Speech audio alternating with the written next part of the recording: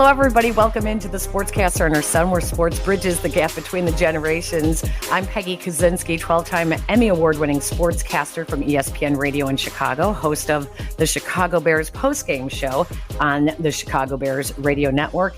And I'm the mom and the baby boomer. And this is my co-host, my son, Jason. Hi, Jason. How's it going? Great. Hey, Mom. It's going well. I am a sportscaster as well, 0-time Emmy Award winner, but that's all right. I'm just getting started out here in Topeka. And, having a good time talking some K-State and everything else that goes on in Kansas. But we're talking Bears today. And more importantly, the Rookie of the Year race, which is becoming really good about a third of the way through the season. Yeah, that's one of the things I wanted to talk about, Jason, was with the matchup of Caleb Williams and potentially Jayden Daniels with the Washington Commanders. Those are the two top front runners for the Rookie of the Year award through week 7 now into the NFL season. Kind of the halfway point now with 17 games. I don't know, but they're both taken 1 and 2 in the draft. And let's go back to before the draft. Everyone knew that Caleb Williams was going to be the number 1 pick, right? But a lot of people said they thought Jayden Daniels was the better pick. What did you think? I thought Caleb Williams was the better pick. I watched both of those guys a lot in college, and I like Jayden Daniels a lot, but LSU is a very advantageous school for quarterbacks. Caleb Williams dominated everywhere that he was at, and he was always the more sound pro prospect. He's a year and a half younger than Jayden Daniels is, at least. Daniels played 2 more years than he did in college, and so there's a discrepancy there. And I like Caleb Williams' vision a whole lot better. Jayden Daniels, the real kind of criticism with him early on in his NFL career is that he doesn't look past his first read, or he's quick to leave the pocket when his first read is covered. And that reminds me a lot of Justin Fields. So I will definitely take Caleb Williams over Jayden Daniels, but I'm very impressed by both so far this season. Really interesting that you just brought that up about looking beyond his first read. I was looking at that same statistic, and the quarterbacks that are least likely to throw on their first read, number 1, who do you think is number 1 in the NFL? Least likely to throw on their first read? Yeah. So look to their second read, or to just leave the pocket? It just doesn't throw on the first read. Well, in the sake of time, I'll tell you, Josh Allen. Josh Allen is number 1, okay? He reads the field. He goes through his reads. Patrick Mahomes is number 2. Lamar Jackson is 3rd. And Justin Herbert is 4th. Who do you think is 5th? Ooh, Caleb Williams. Exactly right. Caleb Williams, there you go. 66%. He's in some pretty good company there to be in the top 5 of quarterbacks who are least likely to throw on their first read. So he is definitely developing. From the first 2 and 3 games, when there was a lot of worry in Chicago about Caleb Williams, we are starting to see that kind of progression. On the other hand, though, Jason, Jayden Daniels comes out of the first half of the season looking like not only the offensive rookie of the year, but possibly an MVP candidate as well as a rookie quarterback. It's crazy. He's 4th in the NFL with passer rating. In QBR, he trails only Josh Allen and Lamar Jackson. He already has 1,400 passing yards, 4 touchdowns, leads the NFL in completion percentage. He's having an incredible year. And like you mentioned, the number of games that he has played coming into the NFL made him look NFL ready. Yeah, and he's the guy who's always been surrounded by NFL talent, too. Like, he was throwing to Brandon Ayuk at Arizona State and Brian Thomas last year at LSU.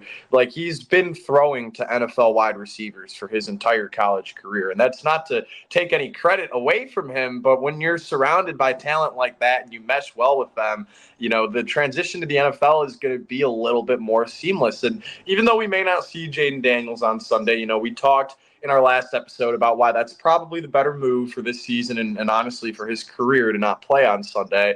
But we could pretend like he will. And if he does, it's going to be a really fun show because these are 2 rookie quarterbacks. Like, yeah, we had the 2 games at the start of the season from Caleb that weren't very impressive. But other than that, these 2 guys have looked pretty flawless so far. And I'm really excited to see, you know, when you have 2 forces, you know, moving as fast as possible towards each other, something's got to break. And so I'm excited to see who the better quarterback is on Sunday, as long as they both play.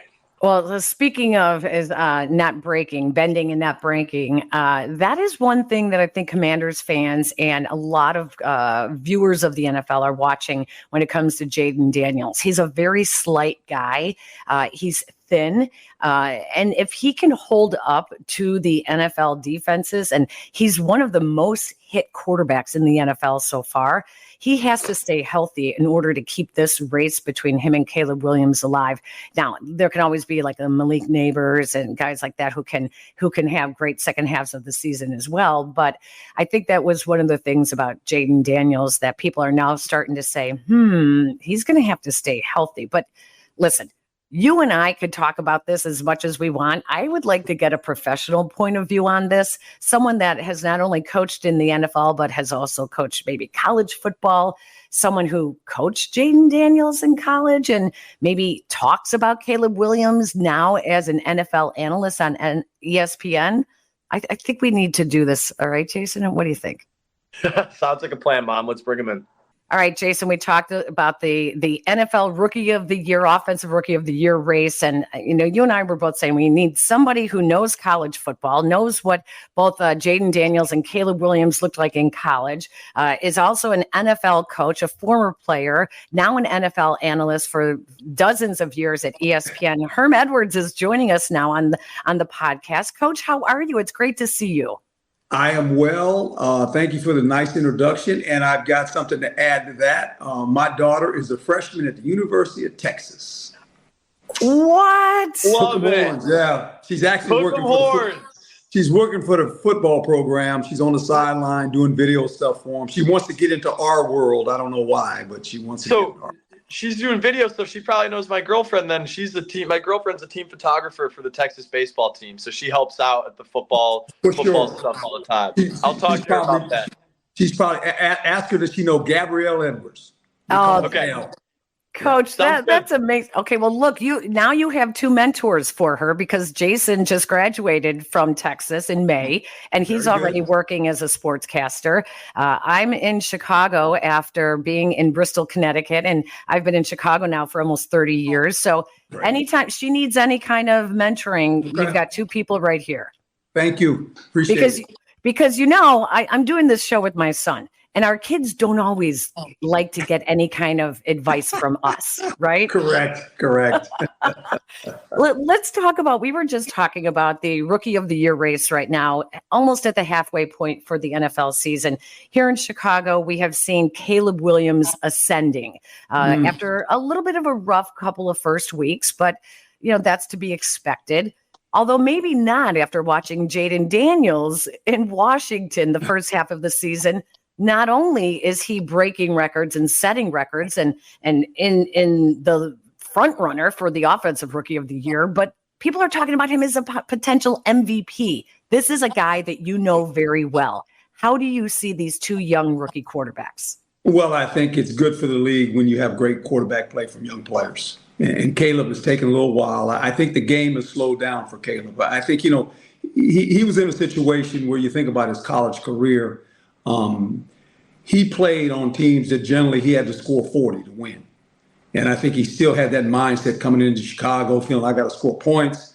I got to do a lot of things. And he's a guy that obviously can leave the pocket and make the unannounced plays. But in the NFL, even though you're an athletic quarterback, you got to play from the pocket. You got to see the field, right? I think it's slowed down for him a bit now. He's more under control. I think he's learning the game as he goes along. That has helped him tremendously.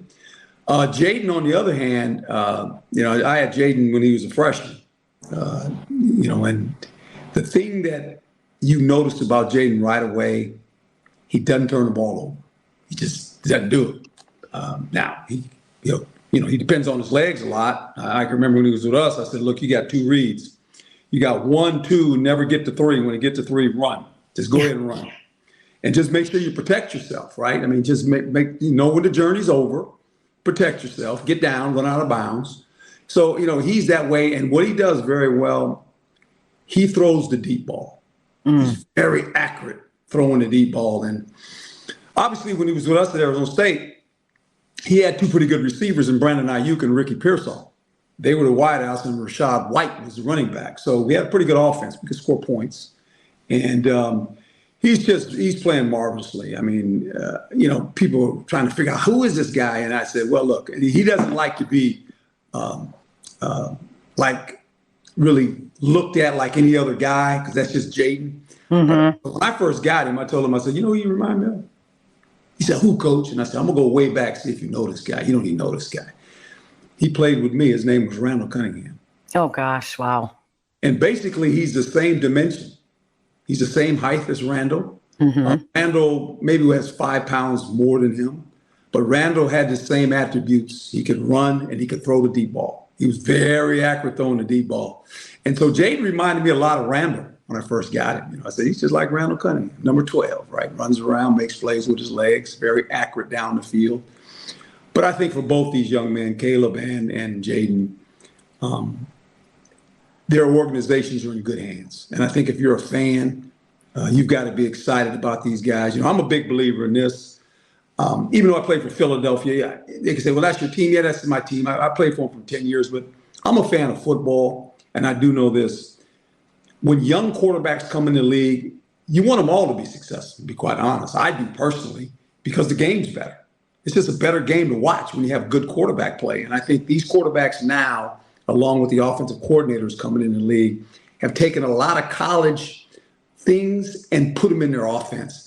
A lot of quarterbacks fail in the fact that I always tell coaches, look, systems are systems, but the player comes before the system. And if your system's not good enough to massage what the player can do, then you got a bad system. And so I think a lot of these coaches now are in the mindset of, hey, look, we got to develop around the quarterback. And you see more runners in the league now, where before it was like, don't get hurt. Hey, don't worry about them getting hurt. They've been running their whole life, right? And they know how to protect themselves for the most part. And it's a wide open game anymore. So I think the quarterback play in the National Football League is going to continue to get better, because these young guys throw the ball early in high school now. I mean, this is a passing world that we live in. And so I think when you have a young quarterback, they're going to make errors. I mean, they're going to throw the ball to the bad guys every once in a while. But at the end, if you coach them, I think that they have a chance to be successful. That's interesting. I was thinking the exact same thing that you see.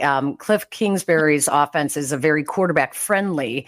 But one thing that Shane Waldron has adapted here in Chicago is doing more of the hurry up, more of a no huddle. And Caleb wanted that. Like Caleb, you could see him on the sidelines constantly going like this early on in the season. And it's something that both of these young quarterbacks are doing. They're doing no huddle, hurry up. So you're right that these offensive coordinators are looking at what is successful for these kids in college that they can actually do in the NFL.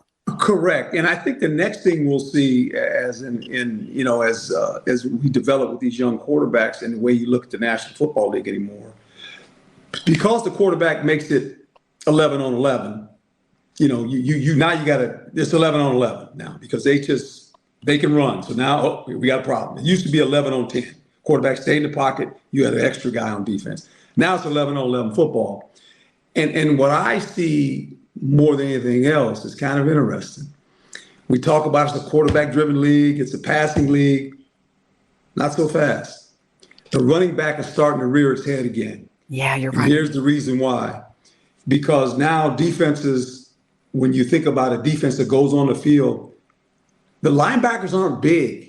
And big, burly, sluggish guys anymore. They're light guys. You play with anywhere between 5 and 6 defensive backs anymore because of the formations that you create, right?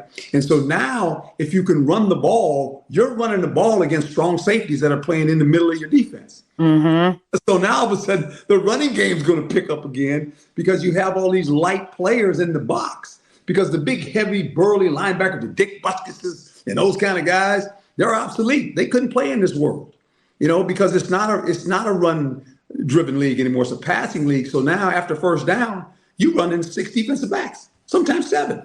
Yeah, who you playing? Absolutely. Hey, and I know Jason's chomping at the bit to ask your question as well, but yeah, it's the whole Brian Urlacher convert a safety into a linebacker, and now you've got the speed. But not to mention, Coach, The running back is this young rookie quarterback's best friend. The running back buys him the time as he gets used to the speed of the game in the NFL. Yeah, no doubt. And I still think I always truly believe this. You throw to score points, but you got to run to win at the end of the day. Yeah.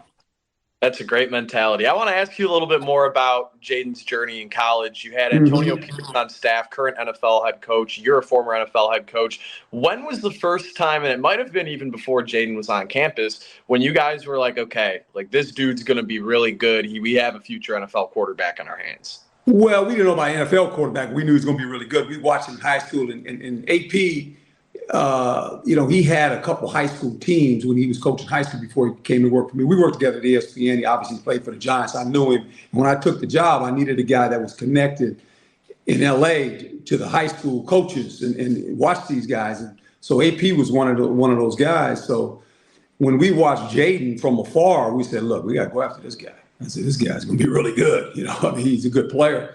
And lo and behold, obviously he came in as a freshman. And I've always told coaches this. I said, sometimes we get hung up on names. We get hung up on where they come from.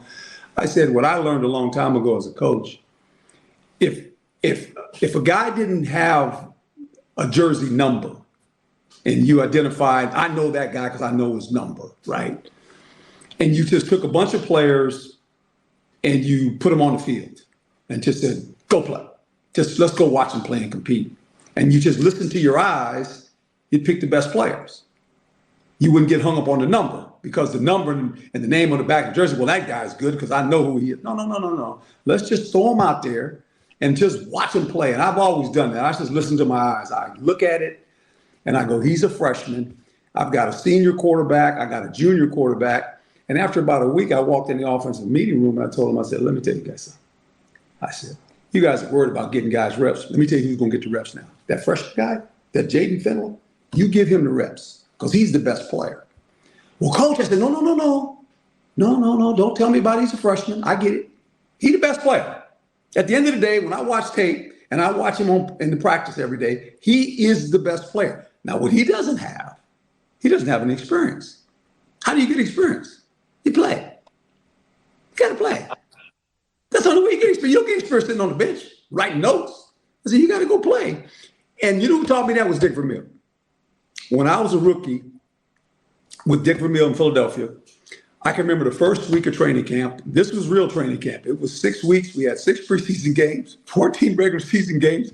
We played double days every day. That was real football. I don't know what they play anymore. They play this other version of football. So he comes up to me the third practice, and I'm a rookie, and I'm stretching, and he gives this big hug around my neck, and he says, you need to call your mom.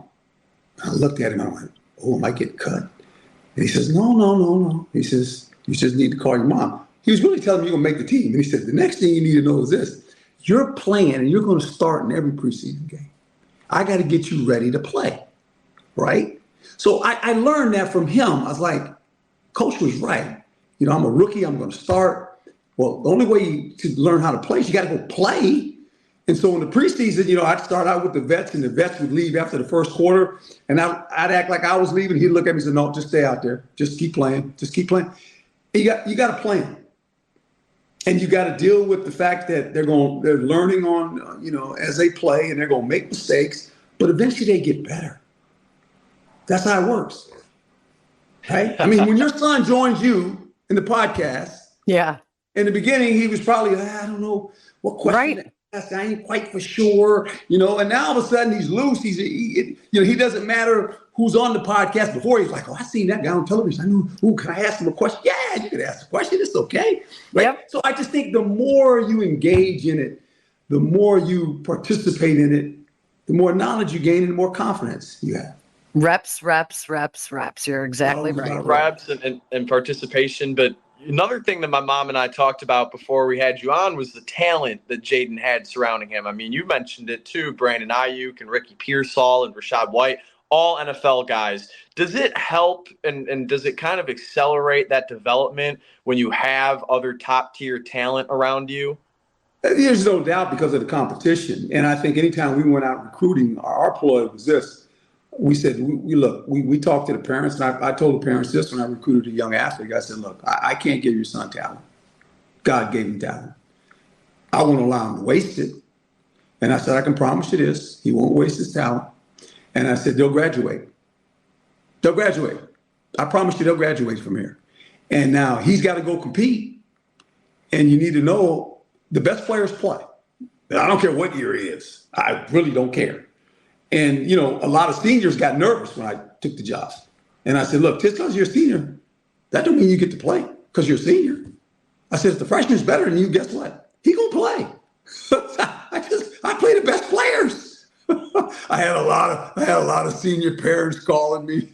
In college, you dress like 90-something guys, and you trap. So first thing I did is I'm not dressing all 90. There's too many guys on the sideline. I said, they're just in the way. So the first year, I dressed like 70 guys. I had parents calling me, my son's not on the sideline. No, he ain't gonna play. He's in the way. I said, he's in the way. I said, I'll let them all dress for one game, Arizona game. That's the only game they're all dressing for. Another one, he got to earn a spot to dress. I said, I'm not dressing all these guys. For what? They just stand in the way. They drink all the Gatorade. They're in the way on the sideline. I said, I can't deal with all this. I said, I'm in the NFL. I said, there's 40 guys. That's it. I love that. I love that. As somebody who saw a lot of people who didn't look like college football players on the sidelines at Texas, I like that mentality. But continuing on really quick, I think we might have unlocked something here. You kind of have this thing at Arizona State, and just as a coach overall, you have to earn your spot. Was it sort of a thing with Jayden, where he had to earn his spot every week and he had to show out and practice and be the best version of himself all the time? Yeah, and I've always told guys this, and I learned this, it's just being a professional athlete. If you're a rookie and you're competing against a veteran, or if you're a freshman and you're competing against a junior or a senior, I told the junior and the senior, I told them this, to be quite frank, and I learned this from Dick Vermeil. It shouldn't be close. It shouldn't be close. If it's close, I'm playing the freshman. If it's close, I'm playing the freshman because he's going to get better. You done made it close, man. You've been here 3 years. You ain't figured it out yet. He's going to figure it out, and he's going to be better than you. So that was my mantra when I got to college. I said, guys, I understand you're a senior, but don't think because you're a senior, you get to play. If a freshman is close and is close, guys, I'm going to play him. That was Dick Vermeil. Dick Vermeil said, hey, man, I don't care if you're a rookie. He says, you're going to go play. There is not that kind of. I got one more super quick, one more college question for you. Sure. Jayden obviously transferred from Arizona State to LSU. Big college football fans like me. Honestly, people who watch college football knew who he was since he was a freshman. But then he transfers to LSU. He becomes a national superstar, wins the Heisman Trophy. What did you see him do differently, if anything, at LSU that has turned him into who he is now? Nothing. The stage was bigger. He got better as he progressed during the year. I talked to Jayden every week before he played a game. I still talk to him. And, when those kids transferred, there was a bunch of them that transferred. They walked in my office. I gave them a hug and said, yeah, you got to go. I understand. With the money they paying guys, I said, you got to go. I said, it's not personal. I'm good. Because, look, I wasn't in that job forever anyway. I wasn't going to be there for 20 years, 10 years. I took the job because the AD was my agent. That's the only reason I took the job. He wanted me to kind of turn the program around and, and kind of get the program up, and going and get it some excitement, right? So when I took the job, I thought, Herm is coming back. Okay, what is he going to do? He hadn't coached in a while, and sure enough, we went out and recruited some players, and we're pretty good. We had a lot of fun. We're pretty good. And I enjoyed it. I really did. I enjoyed, mentoring young men for the most part. But no, I mean, when those guys came in, I gave all those guys hugs, man. I said, you gotta do what you gotta do, guys. I understand. And I don't want to be in this world. It's a different world. And you're not going to change it. The genie's out of the bottle. I get it, but I don't want to be in that world. I'm the old guy. I'm the old man on the porch, right? I don't want to be in that world. And I get it, I get what's happening. I understand it, but I don't want to be a part of that one. I'm good. That's why I went back to TV. So I go back to TV. I'm good. Speaking of the old guys, one of the things that's interesting that we're seeing in the NFL right now, Coach, is so many young quarterbacks. And, people were saying, but they're all struggling. They're all struggling. Well, that's because they're all playing right away. Right. And who are the guys that are starting to play fairly well? The 5 and 6 year veterans who did not play well early in their careers. And now they have all those reps. And now they, you might see a Jason Goff on another team. Yep. It's amazing to see what is going on in the NFL right now with quarterbacks that everyone thought was washed up. I mean, look at Marcus Mariota a week ago. Sure. He looked fantastic. He did so well. The reps are so important. And yet you still have to play as a rookie, these guys. And so it's a very up and down thing that we're seeing. The results are very up and down. They are. And I always go back to most of them fail before they succeed. And when you think about Peyton Manning, right, threw 28 interceptions. Troy Aikman won one game. I mean, and they're Hall of Fame quarterbacks. Now, I think you have to understand that you have the patience and the wherewithal to say, you know what, we're going to play a young guy. He's going to throw it to the bad guys. He's going to make mistakes. We got to live through it. And hopefully your organization is strong enough to deal with that. And if it is, you get through it. And like you say, some of these guys, look, Sam Darnold, Baker Mayfield. I mean, they went to Geno Smith. We could name them. And they got beat up. And they've been given an opportunity sometimes, some second, third team sometimes. Right. And it just fit. Cliff Kingsbury played for me when I was the Jets head coach. So I know Cliff. He was in Arizona when I was at Arizona State. He had Murray, who's similar to Jayden in the fact he can run around. So when Cliff went to Washington and they got Jayden, I said, it's a perfect match for Cliff because he gets it. He knows who Jayden is. He watched him in college. So Jayden couldn't have been to a better place and Cliff couldn't have landed in a better spot. Well, that's interesting because a lot of people wondered about Cliff Kingsbury, his interview here in Chicago, which he didn't want to comment on this week. And people, it brings me to this question. Matt Eberflus versus Cliff Kingsbury's offense coming up in this game. The offensive coordinators are all the rage, Coach. I mean, sure. they get all the glory. You know this as well as I do. And as a defensive player, you get it. The defensive coaches do not get all the glory. And Matt Eberflus really doesn't get a whole lot of respect outside of Chicago. And even in Chicago, people still aren't sure. Why do you think that is? Well, Chicago's hard, first of all. It's got tradition. And regardless of who your quarterback is in Chicago, it's like in Philadelphia, you better play defense. That's what people expect. When you say the Chicago Bears, you go, okay. 2 chin strap game, get ready, because they're going to play defense. And that's what the fans expect. Now, as far as quarterback play, you live in an area, in a climate to where a couple things have to happen. First of all, you got to be able to run football in Chicago, especially after November hits, because they play outside last time I checked. The Minnesota Vikings got scared and built the dome for those guys. But they used to be the Purple People Eaters, and they used to play outside. I remember those guys. Green Bay will always play outside. So there's a couple factors in that, and people sometimes forget about that. It's easy to throw it in September and October, but at the end of November and December, and you're heading to January, well, not so much, right? And so all these things come into play. So I think, you have certain fan bases that believe in things, and it's a world that we live in that everyone has an opinion. And everybody has a forum now. Everybody has a phone. Everybody has clicks. And so everybody's a coach. And everybody knows your job better than you. Problem is, they're not there. From the outside of the building, they know what you're supposed to do. That's why they're fans, for the most part. And we love fans. We do. Because without fans, the game's no fun. And they're entitled to their opinions, but I've always said this, don't listen to the people outside the building. Because if you do, you'll be standing out there with them. And so when you're the coach, I mean, look, that's just part of the terrain, you know, that you have to deal with. You don't listen to it. You can't listen to it because it'll drive you crazy. And there's a million talk shows.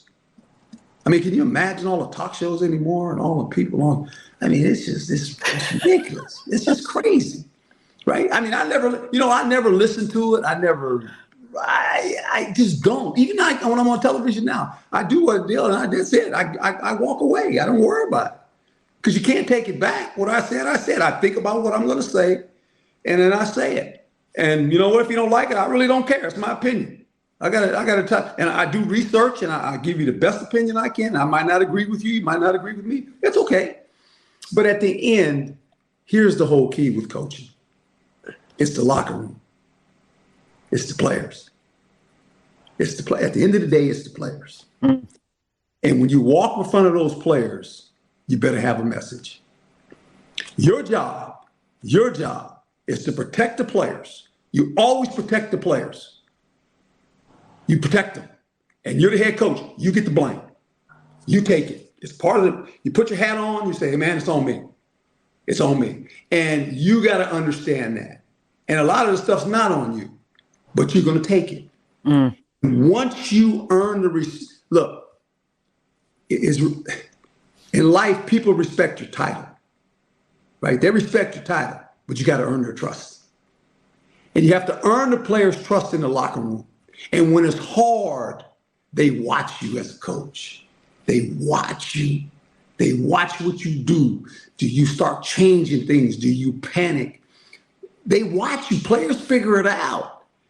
And if you're one of those coaches where you know you're even keeled, and when it's time to get them, you get them. And when it's time to hug them, you hug them. They respect you for that. And when they respect you, they'll play for you. They'll play for you, right? I mean, look, I sat in that seat many a time. And the second year when we were in New York, like they're talking about the Jets now, they're 2-5. They said they're done. I said, oh, stop. My second year with New York, my first year we go to the playoffs. Second year, we're 2-5. We're staring 2-5 in the face. We end up winning the division. Because the players, I didn't throw the players under the bus. I just said, I kept telling them all week, I said, boys, we just got to win one game. Let's just go win one. Let's just go feel what it feels like to win a football game again. And we won one. And then all of a sudden we won two. Then all of a sudden we won three. And all of a sudden it was like, uh-oh, airplanes flying again. The Jets are on the move. We hit some turbulence. How do you react when the turbulence hits? That's what the players want to see. Because they're looking at the head coach. And they're going, what is the head coach going to throw me under the bus? You going to blame it on me? Nah. You got to fix it. You're the head coach. That's what they pay you for. You fix it. That's a great point because the Bears went through a lot of turbulence early last year and they were able, Matt Eberflus was able to right the ship. Well, Coach, this has been so much fun. And before I let you go, you said that you're still close with Cliff Kingsbury. Yeah. You still talk to Jayden Daniels every day. So is he playing on Sunday? Who? Jayden? No. Yeah, we figured. Once you say week to week, we figured he's out. Nah, he ain't gonna go. I don't think he's going. I don't think he's going. So that's too bad because everyone was excited about this game. I think, it would have been a heck of a game watching two really young quarterbacks and really the franchise players for your organizations to play. But they'll see each other again down the road. Definitely. That's what I said. I said, hopefully this is a game that'll be prime time for the next 3-5 years. That's exactly right. You never know if they just keep going the way they're going. Look, that NFC North that they're in, what they got 19-7. The best division in football right now. Who would have thunk it, right? Best division. And think about the quarterbacks. You got Caleb Williams, a rookie. You got Darnold, Minnesota, right? I mean, to get in Green Bay, we get it in Green Bay, right? So you look at that division and you go, hey, this is okay. In Detroit, Jared Goff a castaway. Yep. So it's kind of interesting, right? Yep. It really is. Yep. Jared Goff, Jordan Love, who had the luxury of sitting behind a Hall of Famer. And it's going to be fun. It's always fun catching up with you, Coach. Thank you so much for your time. We really appreciate it. Thank you both. And your son's doing a great job. All right. Thank you, Coach Herm Edwards. Thank you so much. Okay. God bless. ESPN's coach Herm Edwards, man, Jason, you get him going and he's always got something to say, but he made some really good points.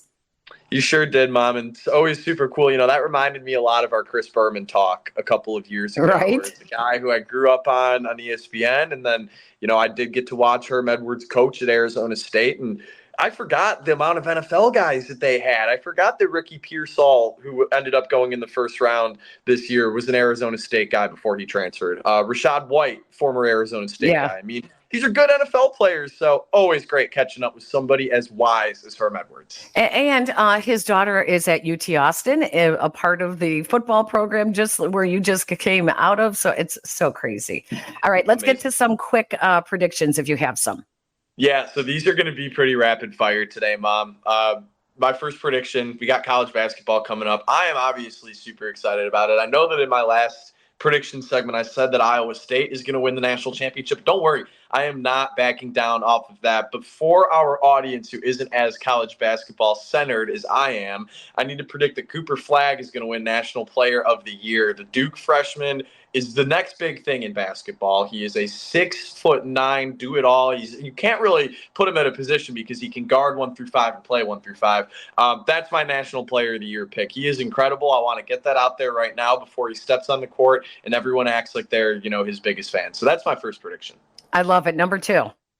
Number two, I think that Minnesota is starting to falter a little bit. Last night, they didn't look so great against the Rams. We're kind of seeing the same story out of the Vikings in recent weeks. They start out really hot. They have their first quarter scripted. Okay, it's great. And then things fall apart in the second half. I do not think that this Vikings team is a threat to win the division. I'm just going to get it out there right now. I know that they started out 5-0. Now they're 5-2. They're tied for first. I think that their taste of first place is over. They're not going to feel that again this year. Give me a 2-team race between the Bears and the Lions. I give the edge to the Lions, but I really do think that I saw something in the Vikings last night and last week that scared the hell out of me, and they're out of the division race in my mind for right now. Your third and final prediction? Whew, my third and final prediction. We have to make another Bulls prediction, don't we? I mean, the lovable losers of Chicago now. I mean, that's what we always called the Cubs, and that's been the Bulls in my childhood. So I'm going to have to say this is Billy Donovan's last year in Chicago. I don't know what they're building. They don't really play the young guys. Like, I thought that was supposed to be the silver lining to Billy Donovan, is that, like, he'll play the young guys, but Modest Buzelis played like 2 minutes on opening night. And I don't like what I see out of Dalen Terry. Ayo Dosunmu looks good. Patrick Williams, I have been a critic, not a fan of. I think that they've swung and missed a lot with this regime between the new GM and vice president and, of course, Billy Donovan. I think he's a good basketball coach. I don't think he's a good NBA coach. So I think the Bulls will have a new guy on the sidelines next year. All right. Well, we want to thank our guest today, Coach Herm Edwards, NFL and college football analyst for ESPN. Thank you to Lily Bloom for helping us set up that interview with Coach. Always fun, always brings so much energy to his thoughts. Our thanks also to our producer, Jack McGrath at ESPN Chicago. That's where you can get the audio version of this podcast on the ESPN Chicago app.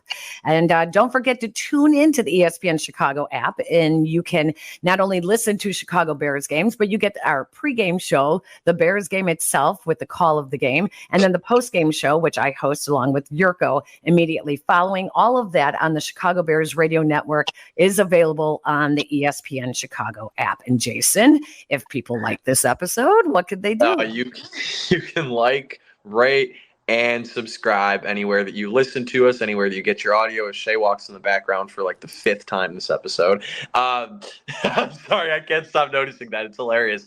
Sorry, that threw me off. If you like our show, you can like, rate, and subscribe wherever you're listening right now. If you can like, rate, and subscribe on that app or website, it definitely helps us. YouTube is the best way for video. For audio, the ESPN Chicago app. And if you like our work, you can follow us on Twitter. My mom changes her Twitter handle like every 6 weeks, so it's either ESPN Peggy or Peggy Kaczynski now. Mine is at Jason Kinander. And to follow more of my work, you can follow along on Twitter. I've got some cool stuff going out the Field 68 this year, but excited for this Bears game this weekend, Mom. This should be a real test for them, and to see them play on national television, that CBS 3 p.m. slot's going to be special.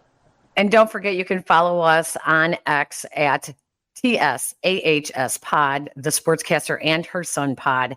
And on YouTube, if you're listening to us as well, you can always watch the video version on our YouTube page as well. That's it for this episode. Thank you all for joining us. Jason, great job. Thank you to Herm Edwards. Make it a great week. Okay, buddy? You too, Mom. Talk to you soon. Okay.